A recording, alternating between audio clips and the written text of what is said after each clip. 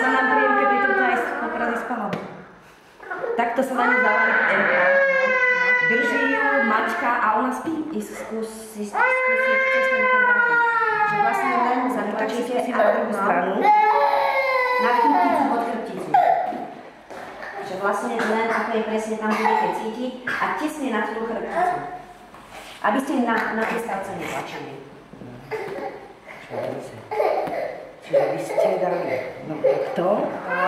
Túto ruku, že si vlastne prichytila ja ako bytelom. Tak, toto, no. Hlavu tlačíte.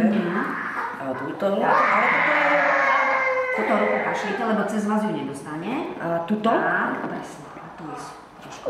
Toto je ľava, to bude. A ešte toto. A takto isté. Ježiši Kriste. A tu, buď, alebo tam je takú maličkovou hranou. Spravte tu.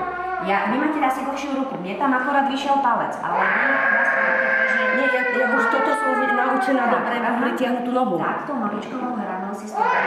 Ja toto aj bradou dopláčala, lebo už ma aj prsty bolia, už mi tak. A palce občas aj vyskakujú z púzdra.